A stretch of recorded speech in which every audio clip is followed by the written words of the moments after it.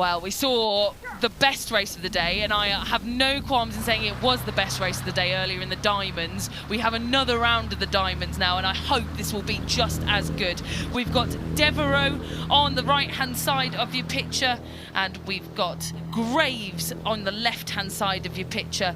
Devereux representing Leander Club on the right-hand side, and Long Beach Junior Crew, Tom Graves on the left-hand side. Oh, we've seen Tom Graves here quite a lot, actually, Mark, haven't we? He's come back again. I was going to say, he loves coming to the regatta. It's one of these kind of things on his calendar every year.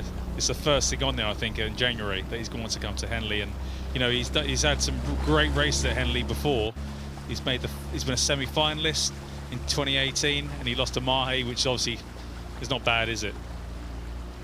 But just being overpowered here by Seb Devereux, and again, we talk about athletes with a lot of experience under their belts. Seb Devereux, the under-23 world gold medalist back in 2017 in that double scull with Sam Meyer that was coached by Kieran Clark.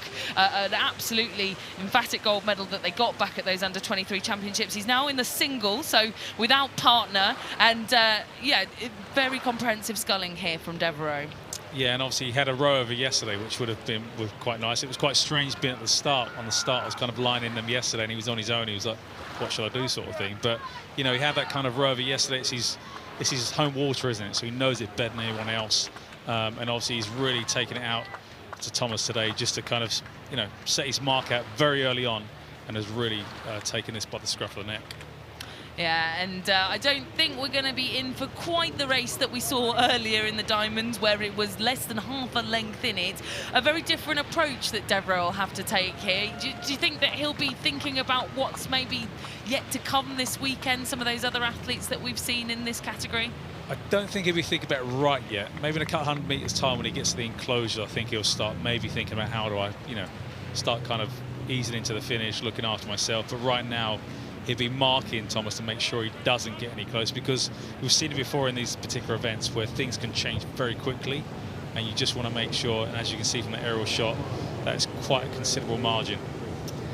Well, and he will want to conserve energy, because he will be going up against Dara Alizada, who we saw from Cambridge University earlier, who had that sensational sprint finish. You know, we know that Alizada can roll through the ratings in the final couple of hundred metres, and Devereux won't know that. He'll have boated before even seeing that race. So, you know, probably sensible for him to start mapping out what he could be doing in a close race.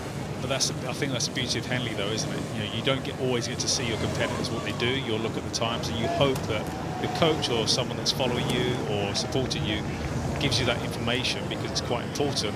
But also with the gut buster that happened earlier, with that really close finish, you know, coming back the day after and doing that again, we know how that just saps energy out of you, especially at the regatta. So that kind of recovery phase from that race that was earlier is going to be really important as we kind of move through to tomorrow's next semi-final.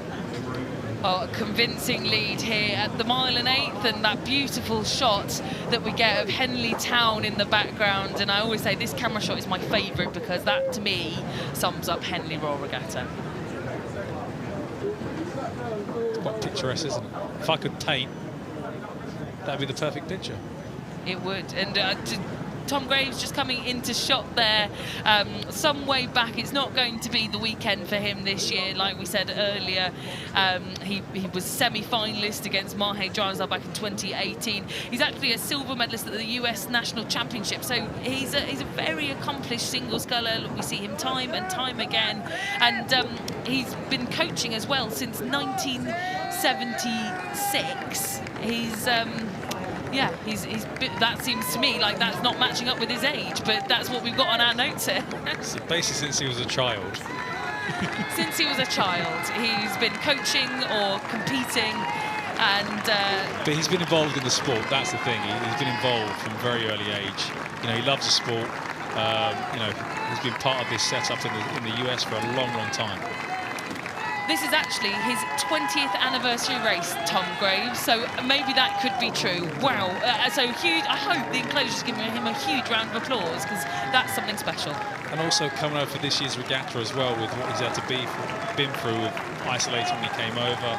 You know, that's quite challenging, you know, with all the travel that he's done pre actually racing. But we can't take it away from Leander's Seb Devereux, who will go on to face Cambridge University's Dara Alizada tomorrow in the semi-finals. And there he is, his 20th anniversary row, Tom Graves of Long Beach Junior Crew USA. And he'll be over the line, ending his Henley campaign on the Friday this year, but I'm sure he'll stick around to enjoy the festivities.